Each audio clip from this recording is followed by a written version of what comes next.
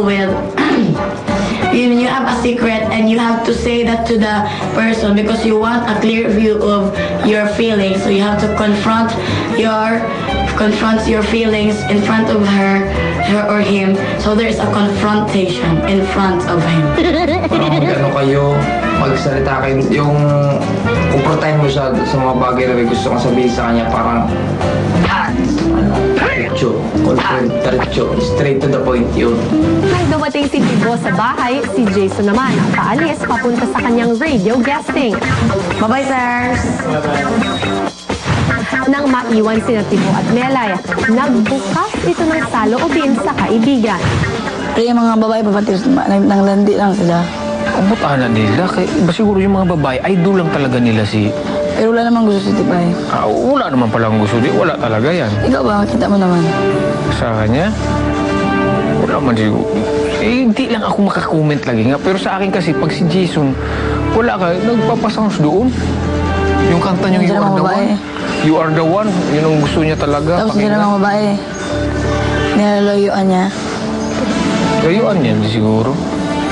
Habang nag-uusap ang dalawa, dumating itong si Johan kasama ang Angels upang hanapin ang kanilang naiwan na swimsuit.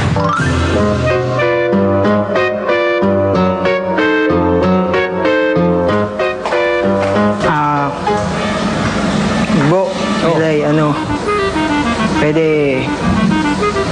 pumasok muna kayo sa boys' bedrooms. Ba't kayo papasok? Kasi basta pasok na lang kayo. Basta, pasok na lang kayo. Stay put muna kayo. Sandali lang.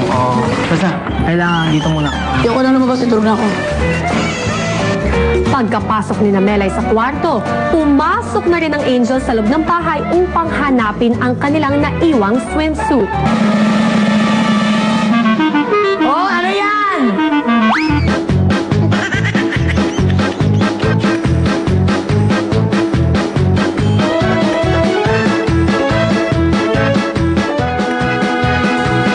Huwag ka naman matulog dyan. Ano ba naman ito wala akong kausap dito. Masakit ang katawan ko ba, Tips? Hindi naman yung katawan mo nagsasata. Yung bibig mo lang naman Masakit na over. Dahil hindi makita ang nawawalang swimsuit, humingi na si Johan ng tulong, tina Tibo at Melay. Tibo, Oo. nakita mo yung suit mo? Hindi ko alam eh. Hindi ko alam, bigla na wala. Ha? Si Tipay ang maalam. Jason? Nakalilito sila. Iwan ko kasi hindi. Hi. Hey, hello. Hi, Melay. Oh, hello. Nihanap ko yung hanap ako kasi naiwan ko last. Ewan ko kay Sweetie Pie, siya ang may alam. Saan kaya? Nung nag-swimming, nag-asnak siya. Okay lang, over ka happy. Sorry naman, Melay. Hindi kasi may lagnat ako. Okay lang. Okay ka na? Okay. Kuha naman ka na. Isa yung swimmer. Hindi ko nga alam. Ilang beses ko pagsasabihin na hindi ko alam. Over. Bumili na lang kayo ng bagong swimwear. Okay lang. Pang mayaman talaga yun na swimwear. Bakit talaga kailangan nyo talaga yun? Mahal na mahal talaga. Importante yun. May brilyante Kasi- yata yun baka nalagay na sa garbage bag. Tinapon? Hindi ko alam kung tinapon ba. Tingnan nyo sa basurahan. Baka tinapon ni Sweetie Pie. Alam mo naman yun. At kahit nakakaramdam ng konting selos itong si Melay, tinulungan pa rin niya ang mga Angels na maghanap. Sa garbage, wala? Hindi ko nga. Sugar. Nandiyan?